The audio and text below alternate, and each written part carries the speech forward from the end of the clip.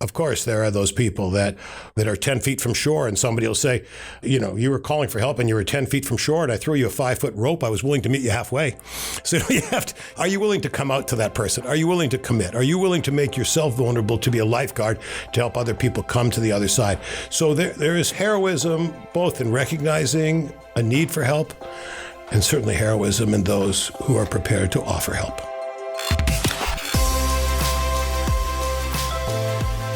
Welcome to Beyond Theory, a podcast powered by Meadows Behavioral Healthcare that brings you in-depth conversations with firsthand insights from the people on the front lines of mental health and addiction recovery. I'm David Condos, and today's guest is best-selling author and speaker Noah benShea, who sits down with Meadows Chief Creative Officer Lee Pepper to unpack why being vulnerable is often the first step toward healing yourself and healing others. So let's get out of the abstract and see how this applies in the real world. It's time to go beyond theory. Noah, you have been such an inspiration to a lot of people in recovery over the years that I've worked with you and known you. And so I wanted to start today's conversation talking about vulnerability. It still saddens me that so many people that reach out for help, they're not able to follow through. And I think there's obviously stigma and shame, but I think sometimes that we forget that we're asking these people to really open up and be very vulnerable at a tough stage in their life. And I wonder if you had any thoughts around how we can address and encourage people to kind of open up and trust and be vulnerable. Well, I think, first of all, in Western society, the concept of vulnerability is held as penurious or pejorative almost in itself. If we take the concept of a bow, the bow has to be vulnerable enough to bend. But when it bends, there is its strength. What doesn't bend breaks in life. That's the reality of things. So for us to think that because we're vulnerable, we're weak, it's losing the opportunity to gain our own strength. There's a wonderful story that when fear knocked on the door and faith answered, there was no one there. But faith is a verb. The ability to understand that we live in a transformational experience.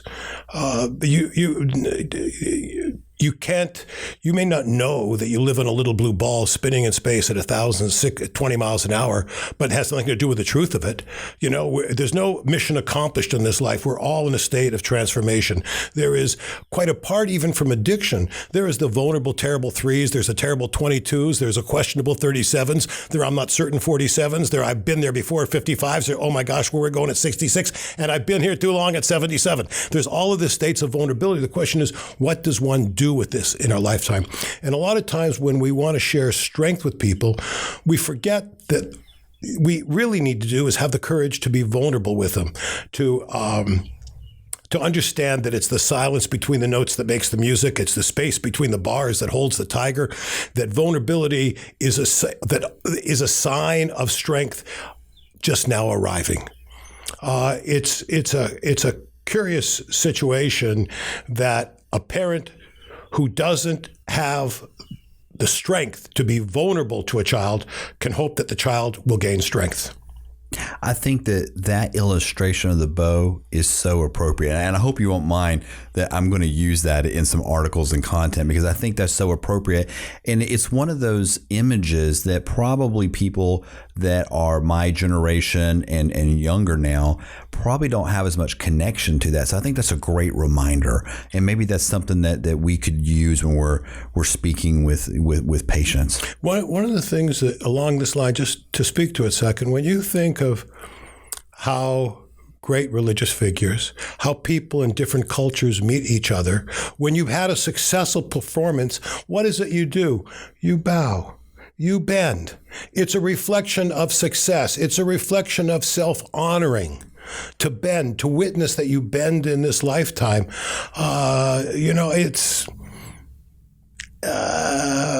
vulnerability is courage in the making.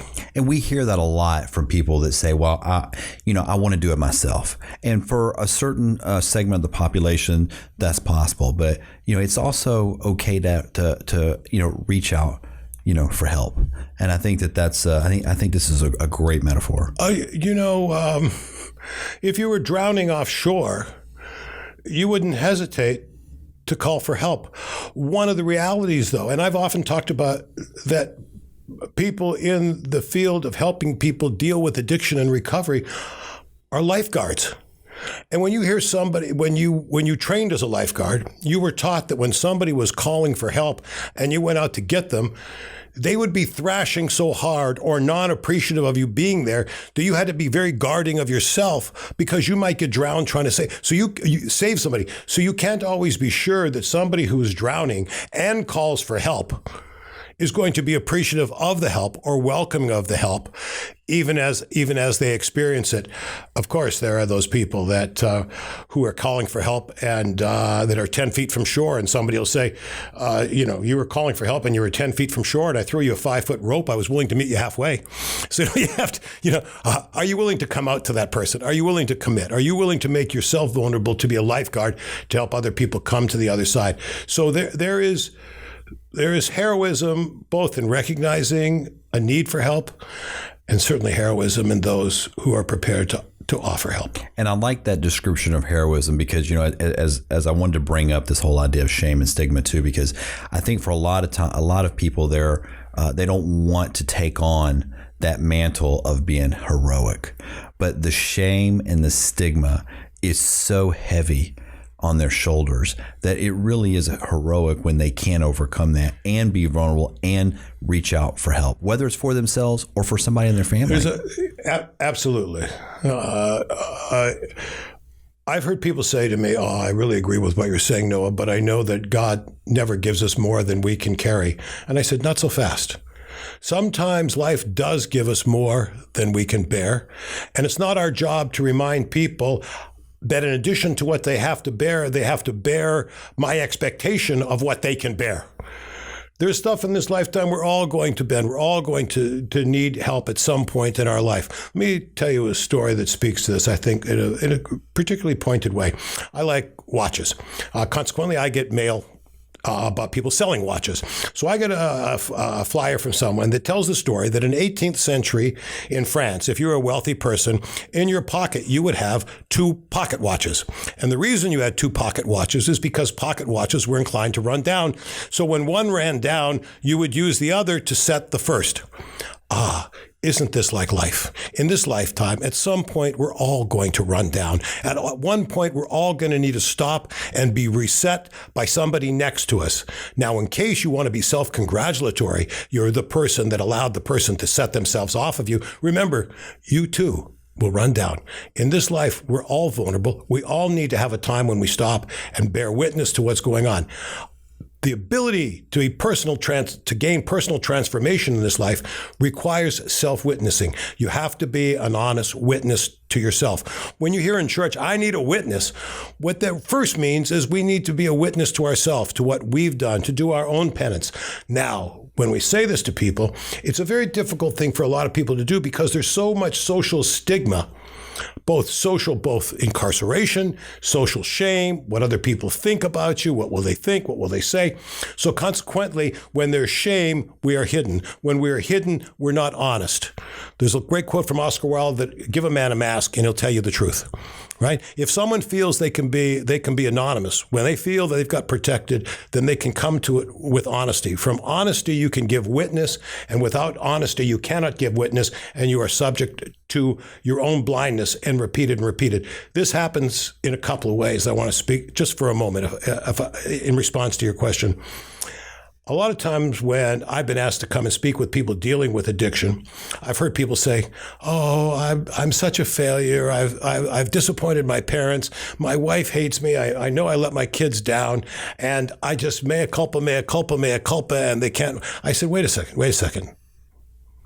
Don't confuse self-abuse with self-accountability.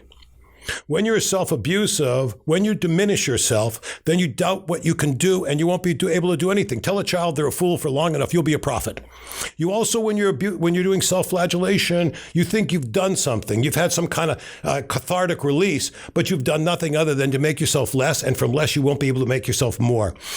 But this does not excuse yourself from self-accountability. So it's not about self-abuse. It's about self-accountability, and that's the situation. The other part of this, which is so sadly traumatic, is that in a huge percent of the population that finds themselves subject to addiction, spousal abuse, child abuse, any of these things, it is passed intergenerationally.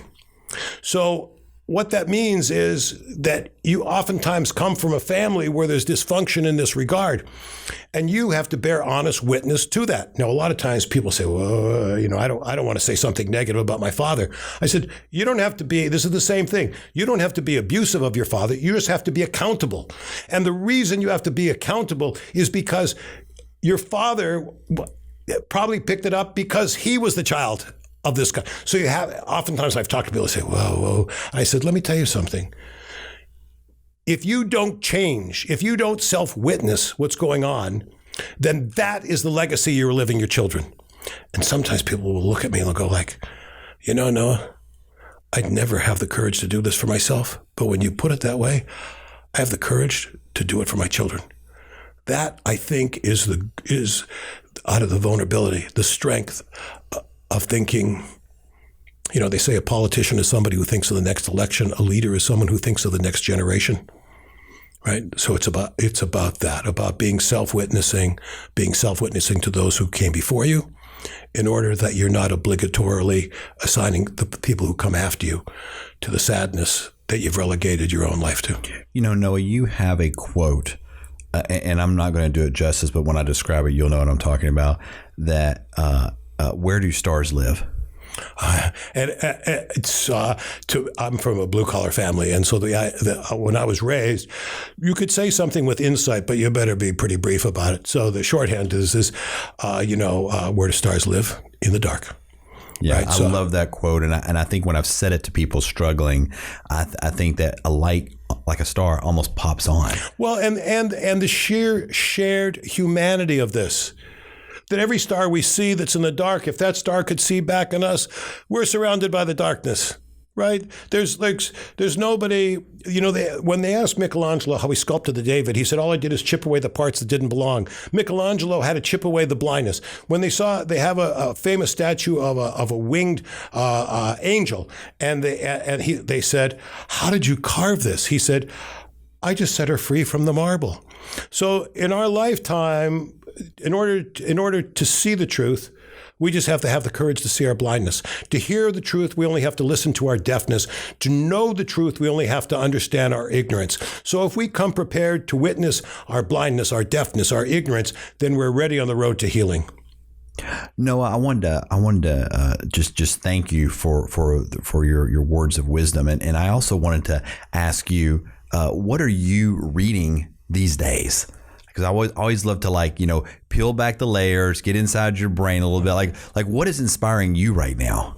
Well, the word inspire means from the Latin to be filled with breath.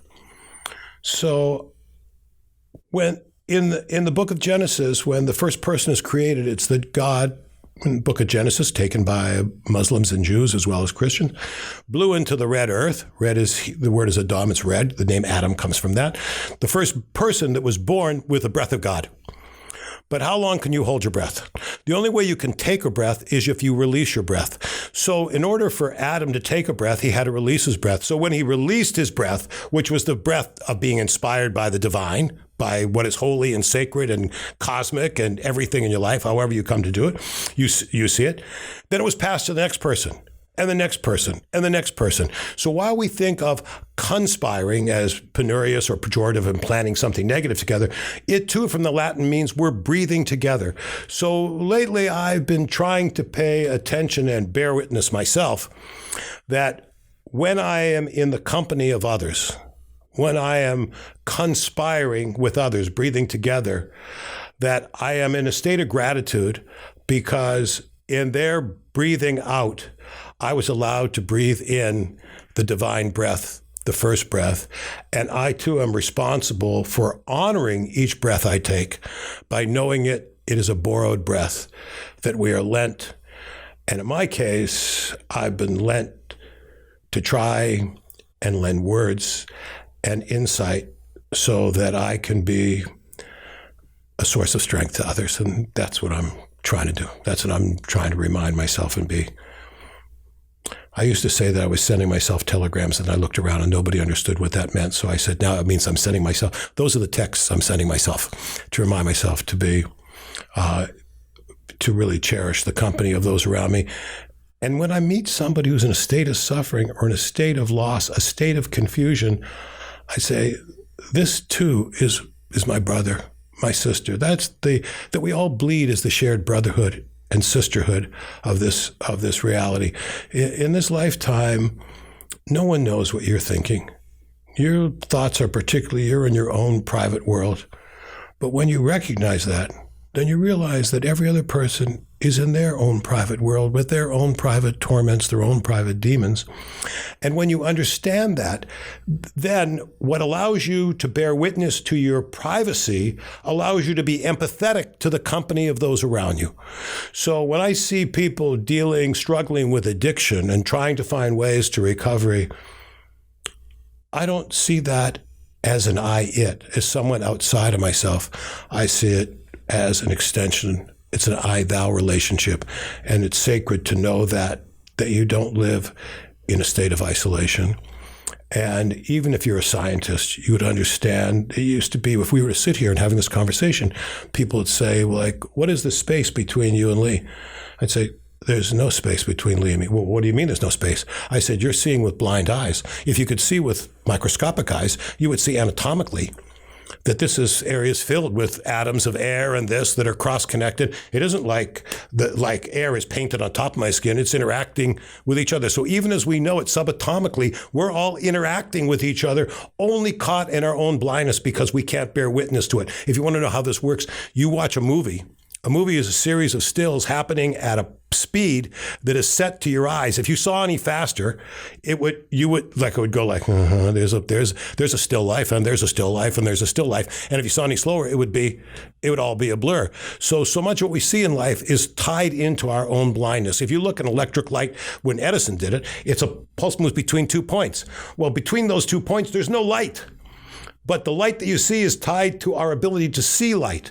So what's incredibly important is for people who are dealing with addiction, recovery, however we have the weakness in our life, to know it may be your hyper-personal experience, but you may feel that you're alone, and we are all alone, but we're all alone together.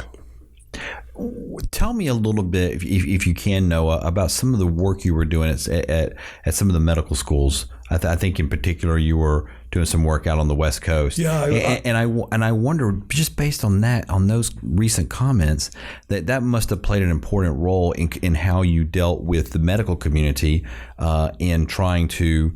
I don't want to say improve, but to communicate differently. There was a couple of some people reached out to me. I was a visiting professor of philosophy at UC San Francisco Medical School, which may be certainly the top 3, depending on how you like there. And I was asked to be a resident philosopher for the Department of Internal Medicine at Cottage Healthcare System, and I was on the board of directors of Sansom Diabetes Research Institute, and also people asked if they could take thoughts of mine and put them on every patient's tray in the Cottage Healthcare System, with the notion on the patient side that when people felt emotionally affirmed and more comfortable with themselves, they got better faster. What a surprise that is. At the medical schools and to the Department of Internal Medicine, there's a lot in medicine where doctors move from being very bright, but young people move from being very bright students to shamans without passing through life experience. So you have a lot of people that haven't really, they're not quite sure how do you in fact, relate to each other. And so in those circumstances, oftentimes people retreat to science. So there was a wonderful physician up there in palliative medicine who was just brilliant. And he said to these young, and why he had asked me to come on, he said, when you go to see a patient, don't just do something, sit there. So what we know is the sheer presence of a person next to a person's, the sheer visceral tangential moment when you're next to someone reminds people that they're not alone.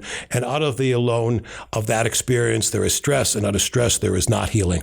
So the other line that I came away with and they asked me to speak to was, no one cares how much you know until they know how much you care. So this was the role of caring, presence, listening, acknowledging shared humanity, acknowledging shared vulnerabilities. And out of that comes a healing that isn't microscopic. Comes a healing that is not a surgical conclusion. Now, this was not to replace any of those things. It's just, why not put, you asked about the image of the bow before, why not put another arrow in every physician's quiver? Mm-hmm. So in addition to being, you understand this and this and this and everything that's polysyllabic and in Latin and that's it, how about having the company of being able to sit there and in the presence of someone and let them know that you're feeling for them? You know, I think, Noah, one of the very first times that I went to an alcohol and drug recovery center, it was in Memphis, and I was there in detox, and was talking with the duty nurse, and there was a young woman who was had just been admitted, and she was obviously having a difficult time early on in detox. And one of the other nurses just came over and just sat with her and put her arm around her. And it was a very touching moment because there was nothing else that could be done medically. She was already going through, a medically assisted detox.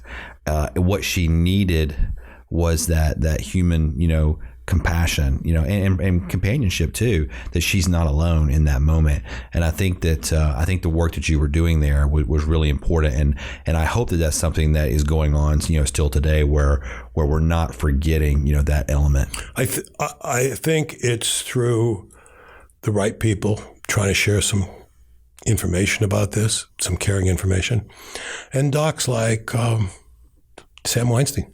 I remember talking and having an interview with Sam and talking about an experience where they had come to everything they could do. That was a great story. I do remember hearing that. And because I asked him what was a transformative moment in his life, and he talked about a physician that he'd studied with who allowed him that moment when there was nothing to do but to put your arm around someone at the end and just say, I'm here for you. And I don't even know if it was like, I don't even think it wasn't even necessary. It didn't even require there was nothing like an arm around the shoulder. It was just the visceral presence in each other's life. And if you want to know, does this work? If you wonder when people can cut you off emotionally, right? If you been in a relationship or married and you come home and you can sense something with your wife is going on and you say, what's wrong? And she says, nothing, right? Well, you're in for a long nothing, right? The idea, and because I often remind people that what isn't said between people is also heard.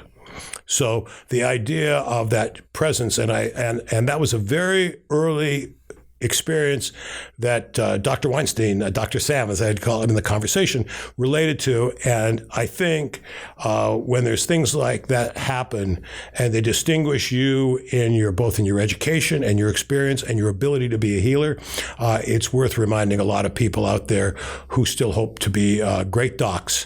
And that really requires of them to be really good people. I remember, and to give a plug, I guess, to that podcast, that was on on the Scrubbing In podcast. But Dr. Weinstein, what I took away from listening to that, Noah, was there's this moment when there's nothing else to be done, but there really is more to be done, and so it's he and his mentor were in connection with that, they knew that there might be nothing else to be done at that moment.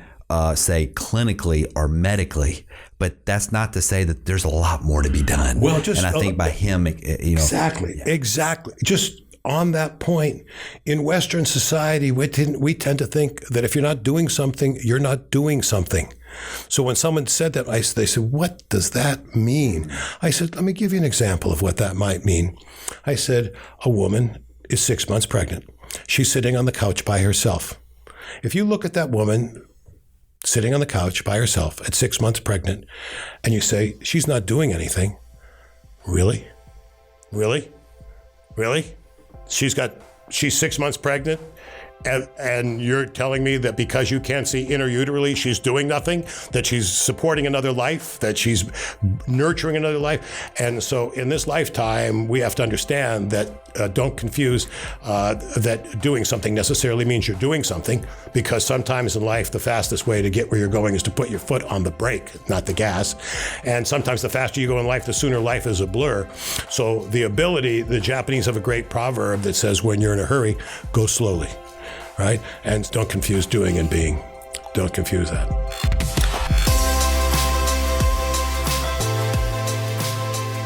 Noah benShea is a poet, philosopher, and author whose words of wisdom have been featured all over the globe, from Starbucks coffee cups to speeches at the Library of Congress. You can find out more about what he's up to at noahbenshea.com. To check out more episodes of this podcast and find all kinds of other resources and tools from Meadows Behavioral Healthcare, visit beyondtheorypodcast.com. Finally, thank you for listening, and I hope you'll join us again next time for another episode of Beyond Theory.